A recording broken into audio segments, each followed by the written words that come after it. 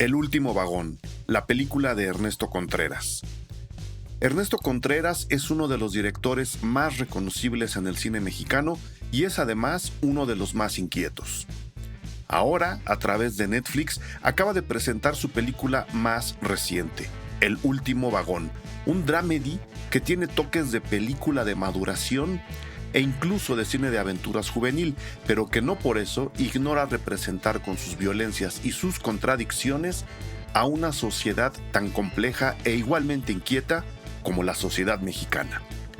Con un reparto adulto sencillamente impresionante que trabaja al lado de un reparto infantil inundado de talentos prometedores, la película abre espacios para la imaginación de quien ve, rindiendo al mismo tiempo un merecido homenaje al papel de los maestros de un país como México. ¿Por qué y cómo es que la película habla de todo eso, manteniendo una sencillez acogedora? Para resolver la duda, invitamos a este podcast sobre El último vagón al director de la película, Ernesto Contreras, a quien ustedes seguro recuerdan por trabajos como Párpados Azules, Las oscuras primaveras y Sueño en otro idioma. Hablemos con Ernesto Contreras de El último vagón. De eso trata este episodio. Yo soy Eric Estrada, esto es Cine Garage, aquí cabe todo el cine.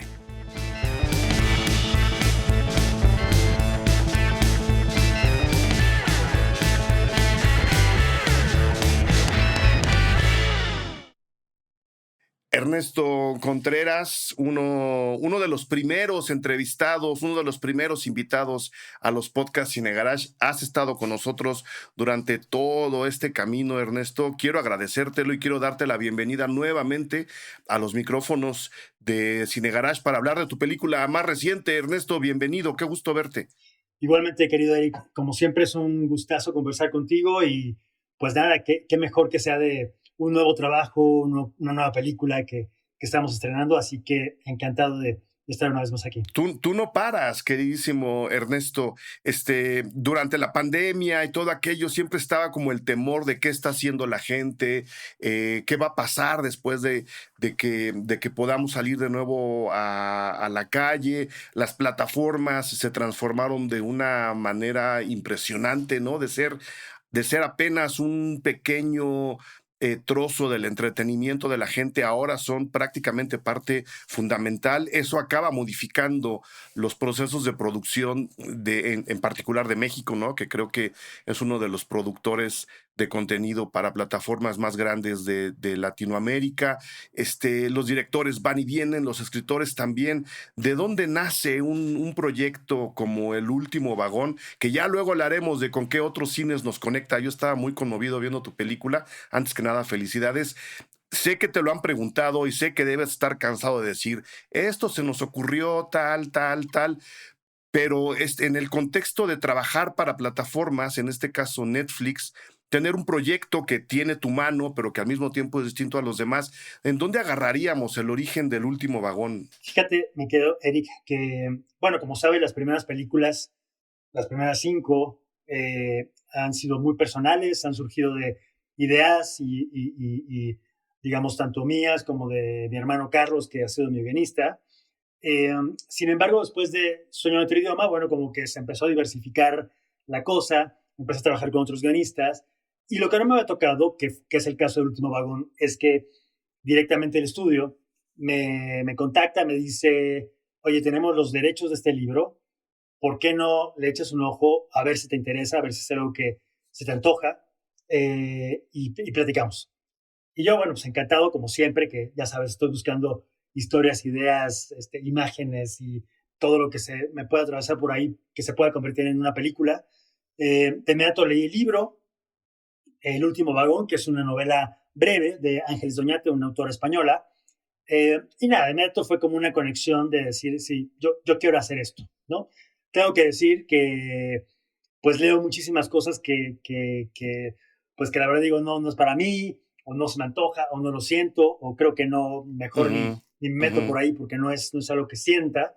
Sin embargo, de pronto encuentras esas historias que dices, sí, esta es para mí y definitivamente creo que vale la pena como explorar esta posibilidad de entrar en otro esquema, ¿no? En términos de producción, en términos de pues un estudio, ¿no? Y ejecutivos y mucha gente involucrada, pero con una esencia muy buena, ¿no? Que era un punto de partida maravilloso para contar la historia de estos niños, de esta maestra, y digamos que ese fue el punto de partida, mi querido Eric.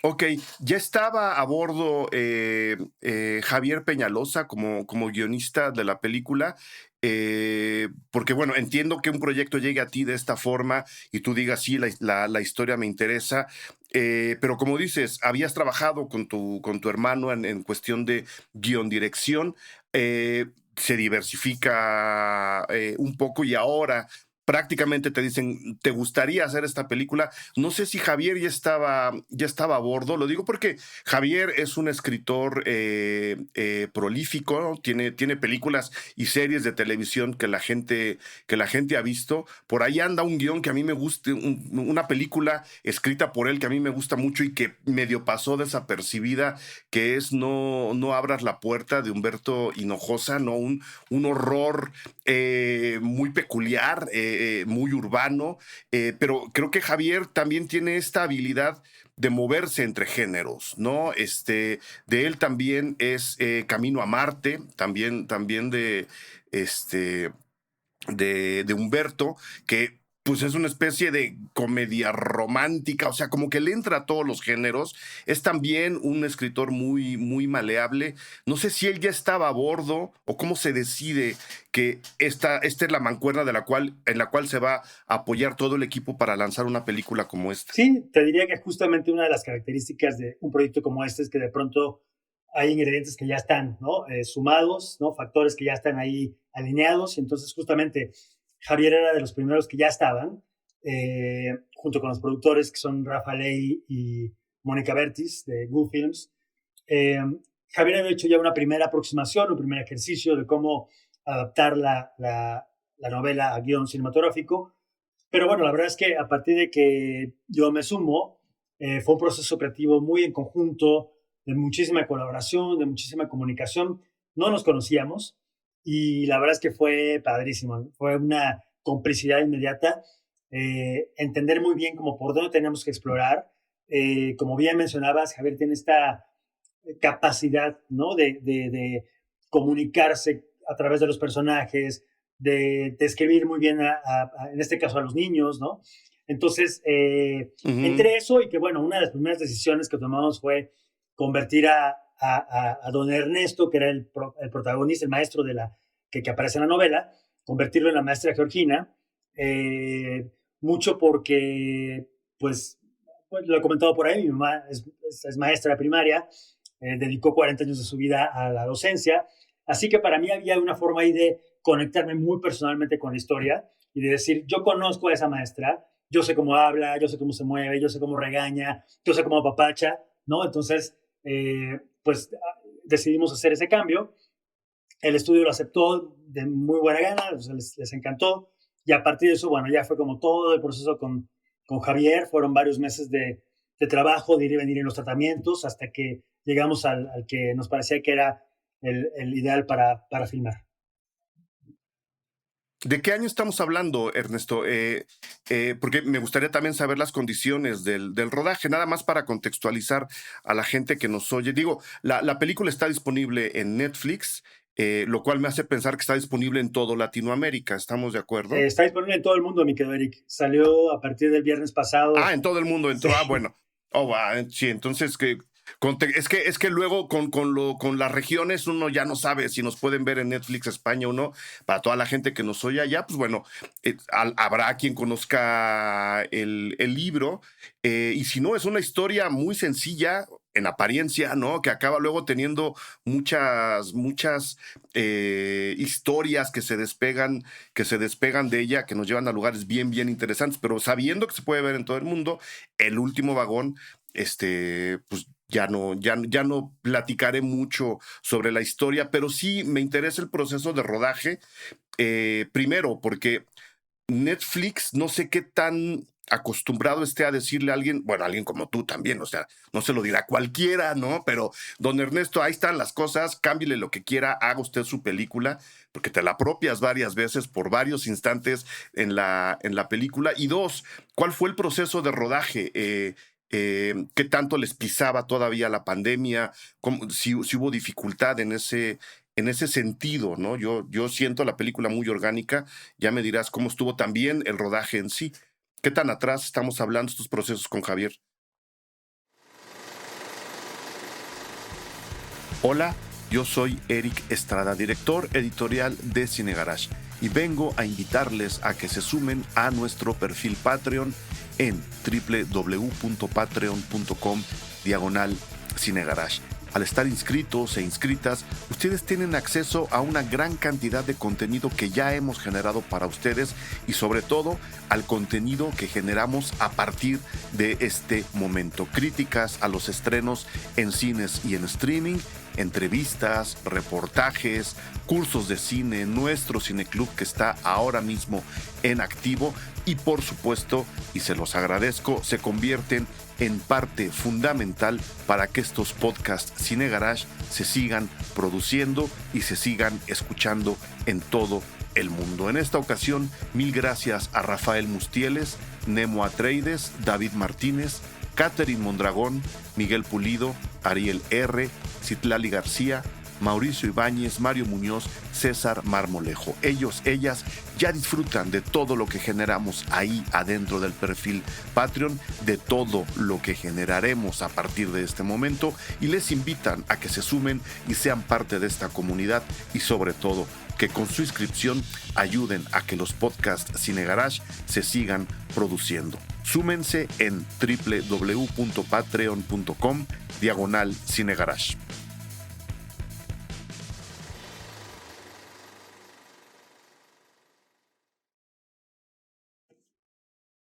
No, pues en realidad te puedo decir que fue una película que se hizo, digamos, para el promedio de lo que lleva una película en nuestro país. Fue un periodo intenso, no tan extenso. De escritura habrán sido unos 6 meses más o menos, 6, 7 meses, eh, porque había fechas muy concretas por la programación del estudio, digamos, como decir, esto hay que filmarlo en tales fechas. Entonces, estábamos rodando en agosto y septiembre del año pasado. Entonces, bueno, fue relativamente hace muy poco. Y a partir de eso, bueno, fueron como otros 6, 7 meses de postproducción, porque sabíamos que debíamos estrenar en el mes de mayo de 2023. Así que, bueno, todo fue como muy planeado. Y la verdad es que todo salió increíblemente bien, tanto en el trabajo, digamos, de preparación, de escritura y demás, hasta todo el trabajo de rodaje.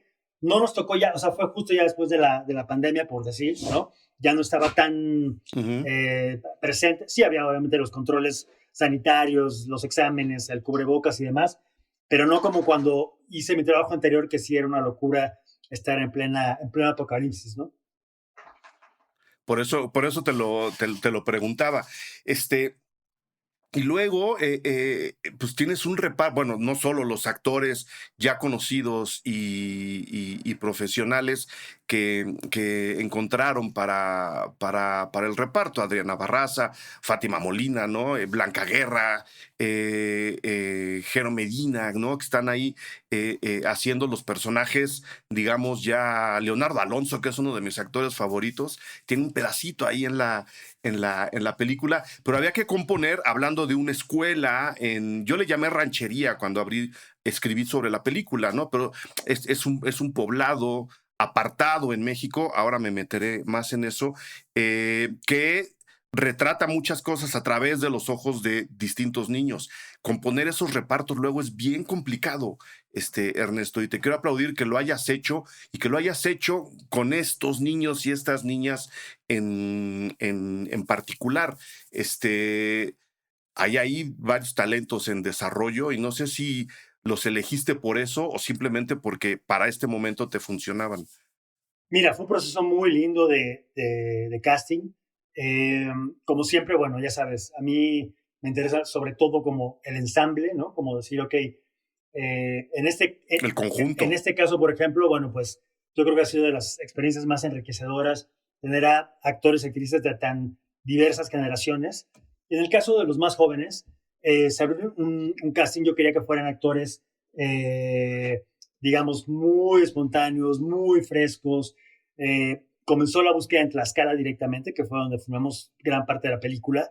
Eh, Se fue un equipo a buscar a estos niños y niñas, y de ahí surgieron, digamos, de los 4 principales, hay 2 que surgieron de Tlaxcala, que nunca habían actuado en su vida, que es Diego Montesoro, que hace Chico, y que es Ical Paredes, que hace a Ujú. Tuerto.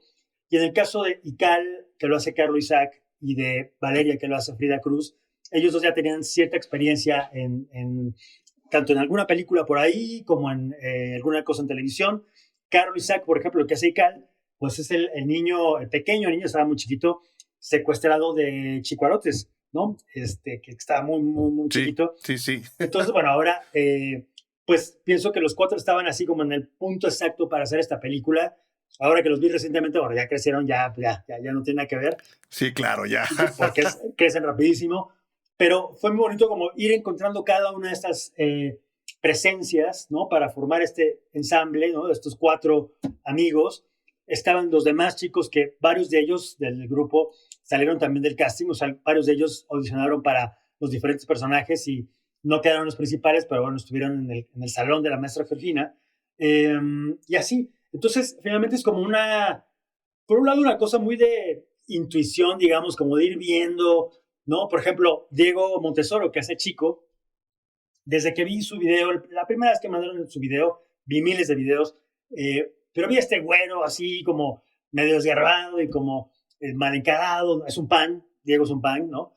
Pero vi algo ahí que me gustó muchísimo, que dije, claro, qué interesante si Chico es este güero como de alguna región de por ahí de México y le damos esas características, ¿no? Que sean diferentes a los otros 3 niños. Eh, y Ujú. la prueba la hizo muy bien, tenía como olfato para la actuación. Entonces, bueno, o por ejemplo el caso de Tuerto, que lo hace Cal Paredes igual, que llegó al casting en Tlaxcala, llegó con una gorrita y como muy bien plantado y como muy seguro, ¿no? Entonces dije, bueno, este sería un Tuerto sensacional. Y así, ¿no? Poco a poco fui irlos Ujú. encontrando hasta que al verlos ya a los 4 juntos fue así de, esta es la ecuación que necesitamos para la película.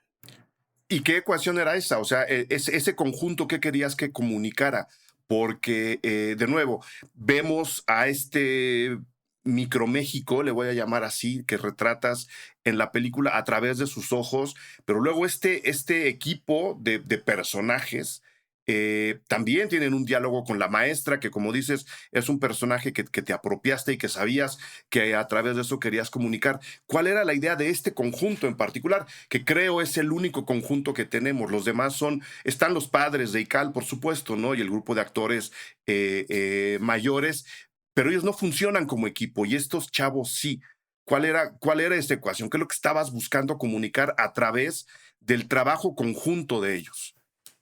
Sí, yo creo que es una cosa como del contraste entre las presencias, tanto en términos de energía como de características físicas. Sin embargo, tenían que ser contrastante, pero a la vez tenían que ser muy verosímil, que fueran amigos y que se quisieran tanto.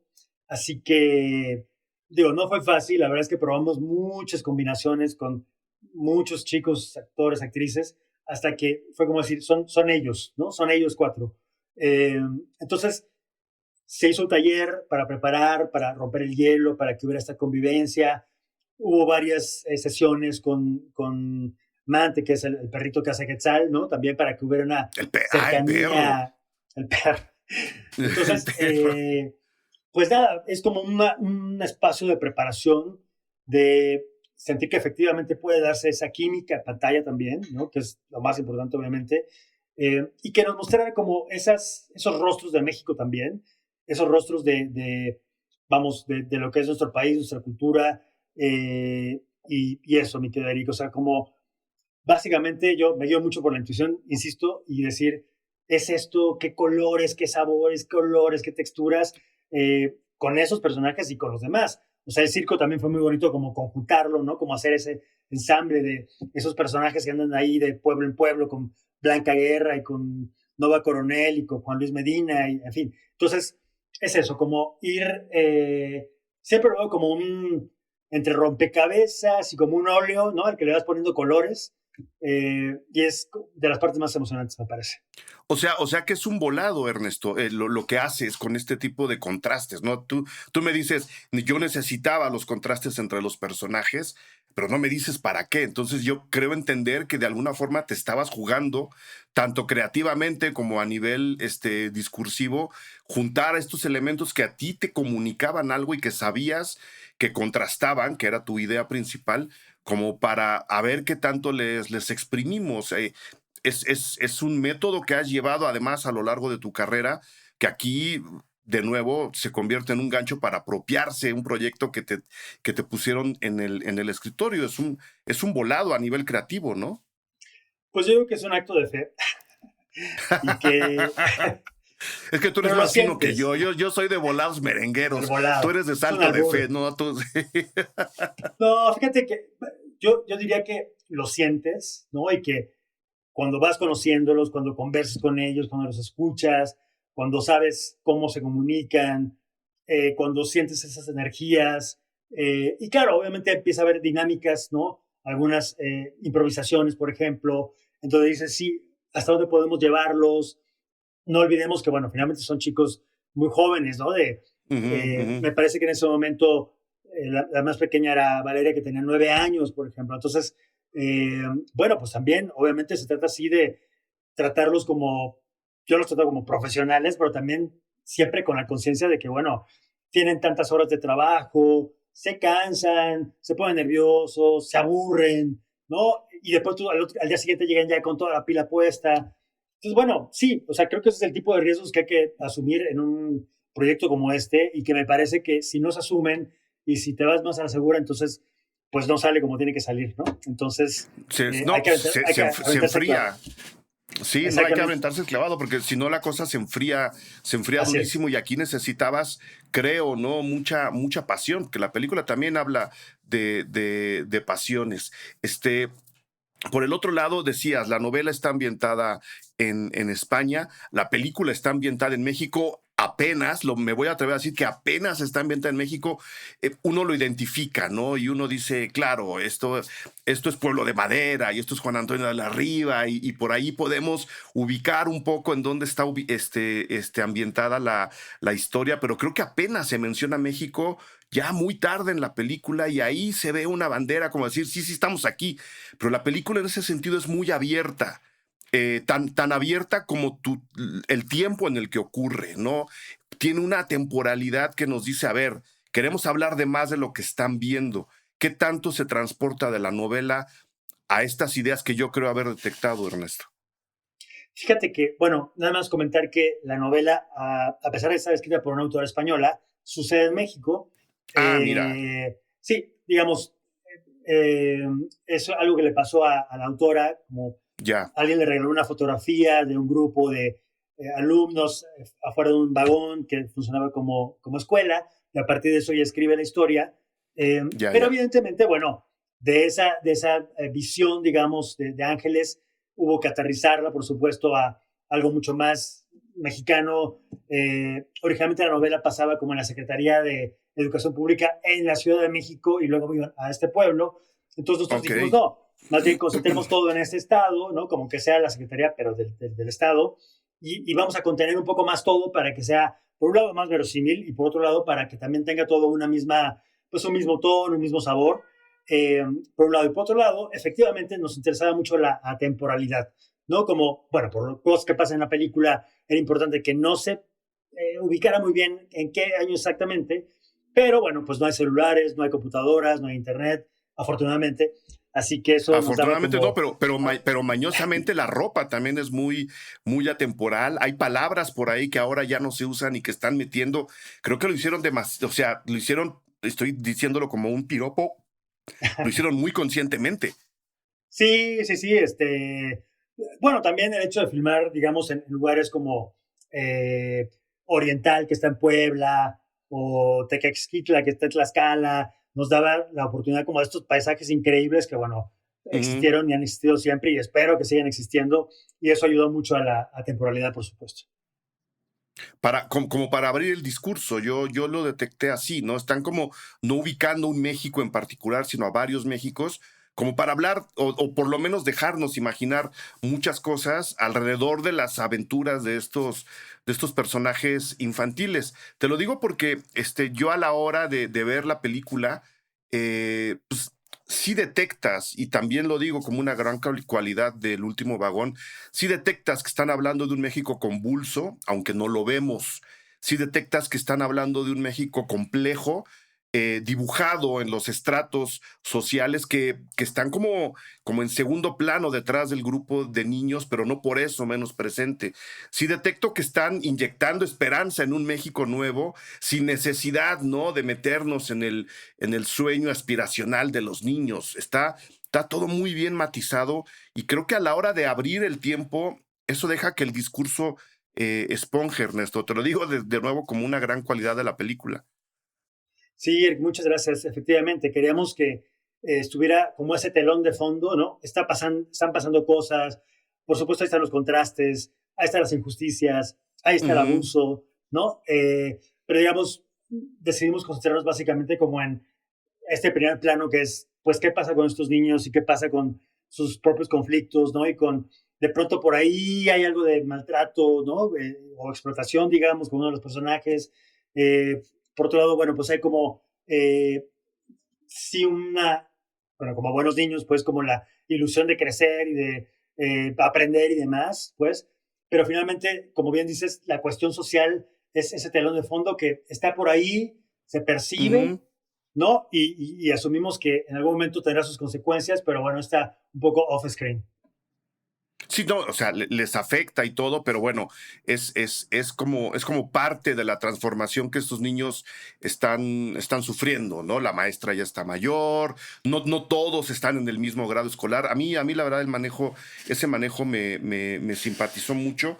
Y de nuevo, que se habla de un México violentado, pero que no está ahí también en el primer plano.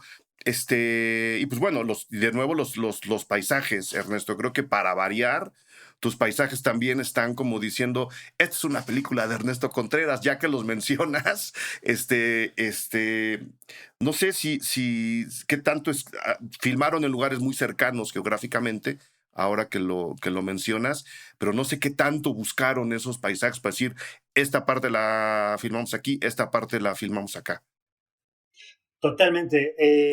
Fíjate que, bueno, me considero un, no sé si obsesivo o apasionado de encontrar cada espacio, pero sí, nos recorrimos, bueno, kilómetros y kilómetros y kilómetros, por supuesto, digamos, los límites, ¿no? De la producción en términos como de, bueno, Ujú, traslados y dónde estábamos ubicados y demás, pero al final por eso se convirtió en una combinación de tres estados, ¿no? Que son Tlaxcala, Puebla y Veracruz.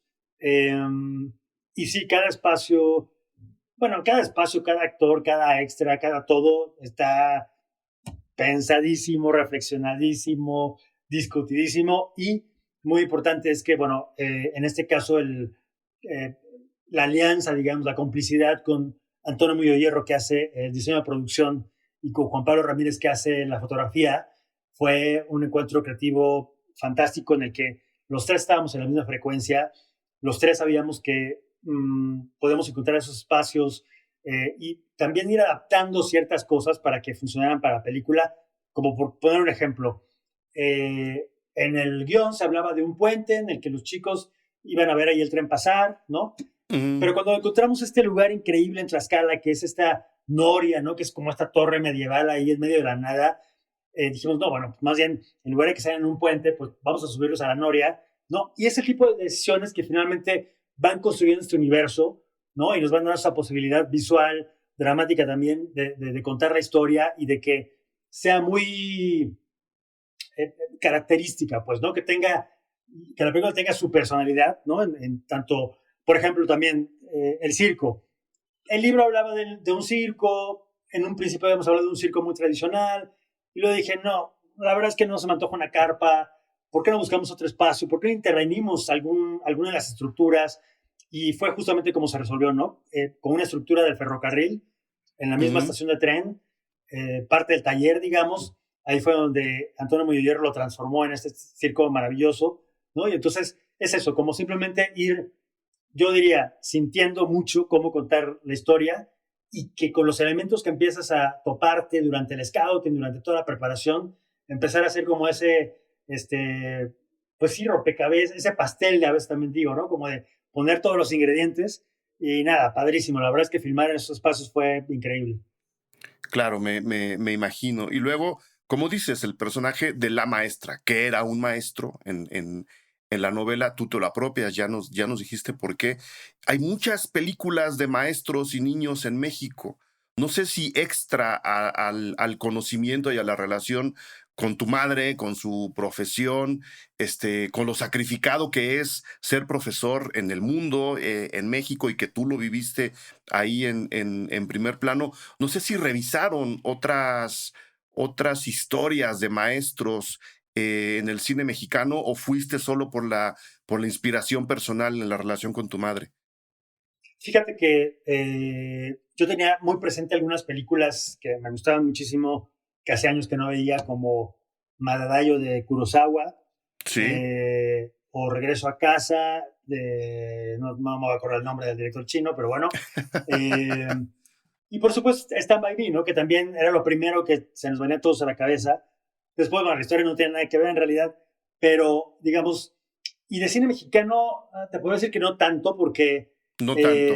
todo me hablaba de Simitrio, ¿no? Y entonces, la verdad es que intenté verla, la verdad yo estoy chiquito y ahora como que intenté revisarla y dije, mejor no, creo que no. No, Y no. entonces, entonces, no, fue como esa mezcla entre la experiencia personal, lo que la historia me daba, el libro tal cual, el trabajo con Peñalosa, y estas referencias de pronto de algunas películas, insisto, como de Kurosawa y demás, ¿no? Básicamente. Claro. Claro, y a la hora de armar la película, ya de estar en la postproducción, digo, nos has dibujado un esquema muy controlado, te conocemos, sé cómo filmas, ¿no?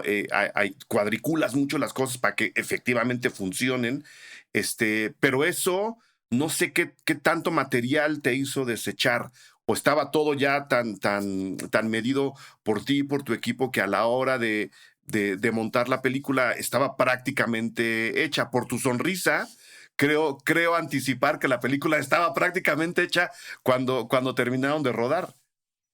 No, fíjate que No. fue un proceso distinto en esta ocasión. Efectivamente, hubo mucha planeación, sobre todo porque, bueno, trabajando con niños, tenemos menos horas de rodaje, ¿no? Por sus jornadas de trabajo y demás, Sí. por un lado. Por otro lado, esta vez se me antojó como planear mucho, pero en otra forma. Dibujé, digamos, ahora me inventé algo que bueno, casi no cuento porque, bueno, es demasiado interno, pues, pero me inventé una especie de escaleta visual, ¿no? Entonces dibujé básicamente un plano por secuencia de toda la película para tener como la visión completa de toda la película y a partir de eso decir, ok, ¿qué necesito para cada secuencia? Junto con Juan Pablo Ramírez, el fotógrafo, decidimos que haríamos pocos planos para tener más tomas por los Ujú, tiempos y ujú. funcionó increíble. Y luego, bueno, hay que decir también que de pronto no es tan notorio, pero hubo un trabajo de preparación técnica muy, muy, muy, muy importante porque hay un trabajo de efectos visuales digitales importante, ¿no? Trabajamos con un estudio brasileño increíble y con un estudio mexicano también increíble. Eh, O2 son los brasileños y eh, Feroz, Carmín Feroz, Carmín Feroz, creo que sí. Carmín Feroz, el estudio mexicano, Ujú. perdón. Entonces, bueno, pues también eso requería muchísima precisión, muchísima preparación. Eh, y luego, bueno, pues trabajé nuevamente con Jorge Macaya como editor. Jorge Macaya había editado Sueño de otro idioma, Cosas Imposibles. Entonces, Ujú, bueno, es un ujú. editor con el que tengo una comunicación increíble y entonces básicamente puse en sus manos el material y nada, salió súper bien. Entonces, a tu pregunta de si quedó mucho material fuera, pues no, la verdad es que no ¿No? tanto. No, no. Danos un ejemplo de los efectos digitales, porque de nuevo, lo que vemos es un trabajo muy, muy orgánico y sí se ven los paisajes. Un ejemplo ahí que quieras, ¿no? Que no resulte demasiado para ti decir, esto es digital. No, bueno, pues vamos, muy, muy, muy satisfecho con que, eh, pues obviamente todo el trabajo con los trenes era muy complicado porque, eh, bueno, como sabrás, es complejo ahora el manejo de los trenes en nuestro país. Básicamente pertenecen a dos grandes concesionarios, ¿no? Dos empresas ahí gigantescas Ujú. que en algún momento alguna de ellas nos apoyó un poquillo. Eh, las vías son federales, en fin, es todo un tema muy complejo de permisos, de trámites, en fin. De Entonces, horarios, me imagino. de horarios, de seguridad también, por supuesto. Entonces, la decisión fue, bueno, hagamos nuestras propias vías, hagamos nuestros propios trenes y hagamos una combinación entre el trabajo de diseño y producción de Antonio Moyo Hierro, que construyó los vagones, y el trabajo digital de, en este caso, el estudio brasileño, para que todo eso estuviera vivo y tuviera movimiento y pasara todo lo que pasa en la película. Entonces, Muy, la verdad es que fue así una cuestión quirúrgica, ¿no? De mucho trabajo, de mucha, insisto, preparación y también de ujú, aprendizaje, ¿no? Porque finalmente no me había tocado así en mis películas anteriores, obviamente.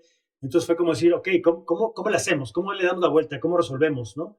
Y nada, fue la verdad apasionante y creo que ahí está el resultado y que, vamos, yo creo que la historia es tal que el espectador no se detiene a pensar en esos aspectos, ¿no? Justo porque pasan como parte del cuento y tal.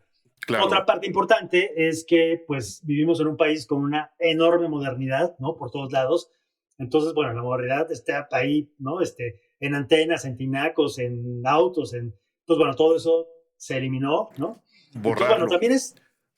es como de las, digamos, oportunidades, ¿no? De trabajar con un estudio que te dice, ok, tenemos esta partida para efectos y para lo que sea necesario, esta partida para producción, esta partida para crew y demás. Entonces, como decir, ok, Ujú. ¿cómo hacemos que se vea increíble? ¿Cómo hacemos que esos recursos se vean todos en pantalla? ¿No? Entonces, yo creo que es parte de los retos y parte de pues, la gran experiencia que resultó hacer esta película. Y de la nueva manera como decía, de creadores y de equipos creativos de producir y de generar más películas. ¿Tú cómo sentiste? Te siento muy cómodo, ¿no? Pero no sé si para alguien como tú, que tiene un sello, que trae discursos muy claros en sus películas, este, trabajar con gente como Netflix es una parte de tu propio proyecto profesional. Lo digo porque ahora se habla de muchas formas y hay gente que ha tenido buenas experiencias, hay gente que ha tenido malas experiencias. Tú a ti te siento como ubicándote un poco a la mitad. No sé si estoy bien, que se trabajará con ellos cuando se pueda, pero tú tienes también otro proyecto que no necesariamente está vinculado al trabajo con este tipo de plataformas y bajo estos esquemas. Totalmente de acuerdo, mi querido Eric. O sea, la verdad es que, bueno, seguramente cada quien habla de cómo le ha ido, pues. Claro, sí, Yo sí, sí. estoy muy satisfecho, muy orgulloso y agradecido, pues, con el estudio porque me dio absoluta libertad creativa. Eh, digamos, lo que cambia finalmente es que en una película mía de mí, yo digo, ah, bueno, pues tenemos aquí y está el actor y está la actriz y la música es así, ta, ta, ta. Y en este caso es un ejercicio de comunicación, básicamente, ¿no? Un ejercicio como decir, oigan, estoy pensando esto, ¿qué les parece esto? Les propongo esto, ¿no? Jamás hubo una negativa a absolutamente nada, al contrario. Entonces, como que todo fue súper terso. Eh, y entonces, bueno, nada, por eso pienso que es como para mí una oportunidad de crecimiento y aprendizaje como director, de Ujú. exploración, ¿no? Y que, como bien dices, tengo otros proyectos en este momento que son igual independientes que Párpados Azules, ¿no? Igual así de, pues, a ver cómo lo levantamos y cómo lo hacemos y demás. Y creo que es justamente, digamos, parte de lo que hace, lo que sigue siendo emocionante, ¿no? Levantar un proyecto. Si algo quita el sueño y me emociona y me enloquece es justamente como decir, este es el proyecto, ¿no? Ahora vamos por esto. Y entonces a partir de eso es la obsesión total. Y eso, digamos, me pasa ahora con la siguiente película que estoy preparando, ¿no? Entonces, bueno, es eso, como creo que tenemos que estar muy abiertos Ujú. y también entender que, pues, que todo cambiado, ¿no? Y sigue cambiando. Y entonces, tener la posibilidad de, por ejemplo, tener una película que está en 190 países en este momento, en primer lugar en Netflix México y en el top 10 en Estados Unidos y en otros países, es como un poco para mí, y te lo digo súper humildemente, difícil de dimensionar, ¿no? Como decir, Claro. qué barbaridad, cómo recibo un mail de mis amigos ingleses que la acaban de ver anoche en Londres, pues, ¿no? O mis amigos brasileños, pues. Entonces, nada, es eso y no quiere decir que no, de hecho, bueno, volveré a la otra parte que también es pues lo que nos mueve y donde están las tripas también, ¿no? Que es hacer esas películas que son mucho más nuestras, digamos, no quiero decir pequeñas de chiquitas, sino como más íntimas de No, alguna forma, ¿no? sí, El sí. proceso. Entonces, pues nada, yo creo que el chiste es ir ahí como combinando y sorprendiéndonos.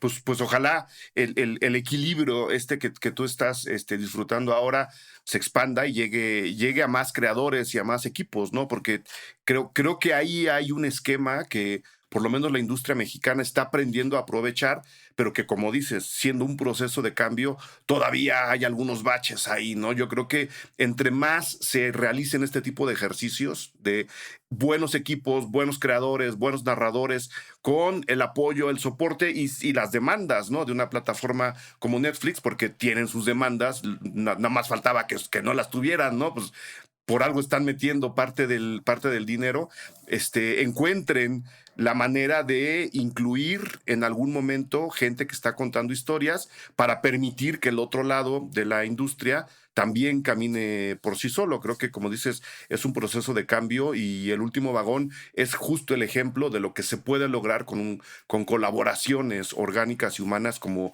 siento que la tuviste tú. ¿Quieres agregar algo más, Ernesto? ¿Hablar de ese próximo proyecto, quizá? ¿O todavía es muy temprano? No, mira, es muy temprano, pero más bien me Ok. gustaría contarte, no, que estoy muy contento también con la serie que terminé el año pasado, bueno, hace unos meses, que es Tengo que morir todas las noches. Ajá. Es una serie increíble, inspirada en la novela de Guillermo Sorno sobre la escena gay underground de los años 80 en la Ciudad de México, Ujú, que ujú. tenía como epicentro el bar El 9 en la zona rosa El y 9. que, nada, es una serie increíble, de la que estamos súper contentos del resultado. No tenemos fecha todavía de estreno, pero bueno, próximamente. Y yo sé Avisen. yo sé que este es para películas, pero bueno, de pronto No, hay no, no, aquí series, se puede hablar de ¿no? series. Yo hice mi reseña de Velascoarán, por ejemplo, ¿no? Claro, claro, claro. Pues bueno, esta yo creo que te va a gustar mucho, mi querido Eric, porque es, me atrevo a decir, la primera serie queer de México y Latinoamérica, donde también tuve absoluta libertad para contar lo que contamos con las personas que contamos. No es una serie gay, es una serie queer con Ujú. personajes homosexuales, lesbianas, transexuales, no binarios, bisexuales, heterosexuales. Eh, y eso no es lo más importante. Lo más importante finalmente es las historias de esta tribu de disidentes que se enfrentaron a la represión, la discriminación, la homofobia, por supuesto, y la llegada del SIDA Persecución en, incluso. exactamente en esos años 80 tan turbulentos y tan que nos sacudió a todo el mundo, ¿no? Entonces, nada, estoy muy, muy, muy contento con esa serie. Espero poder contarte más ya que tengamos la fecha de estreno para echarte toda la sopa, soltarte toda la sopa. No, pues ya que esté, hacemos otro podcast. Faltaba menos, ¿no? Encantado. Pero bueno, a mí Velascoarán también me gustó, nomás para decirte. Y Ahí dirigiste padrísimo. un episodio solamente, ¿no? Sí, el primero, dirigí el El piloto, primero. que también fue otra experiencia padrísima, época, Luis Gerardo, como un esquema de producción también muy interesante, ¿no? Y bueno, obviamente pues con este personaje icónico, ¿no? Legendario de la literatura mexicana, así que bueno, también fue muy, muy, Ujú. muy padre oportunidad. Y eso, por eso, vamos, como que yo la verdad es que siempre lo que más me gusta es como eso, sorprenderme, aprender y seguir creciendo como director. Pues bueno, yo creo que lo estás haciendo, Ernesto, entonces te felicito por tu carrera, por este proyecto en particular, por el que viene. Y pues nada, decirte que tienes los micrófonos abiertos aquí siempre, ya lo sabes. Estás invitado así nomás a tocar la puerta para que entres y mucha más suerte todavía con El Último Vagón. Sí, es número 1 en México, pero si pueden pasar más cosas, que pasen, ¿no? No más faltaba. Que venga. Que venga. Vamos a ver qué dice. Perfecto. Muy bien, Claro, Ernesto. Mil gracias por la plática y espero que nos veamos pronto. Te mando un fuerte abrazo y como siempre estoy a tus horas, mi querido. ¿Qué andamos? Gracias por escuchar Cine Garage. Si nos escuchas en Apple Podcast, regálanos una reseña para que más gente descubra este podcast. Suscríbete a Cine Garage siguiéndonos donde sea que escuches este programa para enterarte de nuestros próximos episodios. Cine Garage es parte de Sonoro. Ingresa a sonoromedia.com para escuchar más de los podcasts que aquí se producen. Este episodio fue producido por Brenda Bulnes-Meni, Fernando Santamaría. Agradecimientos especiales a Paco de Pablo y Héctor Fernández Mosqueda.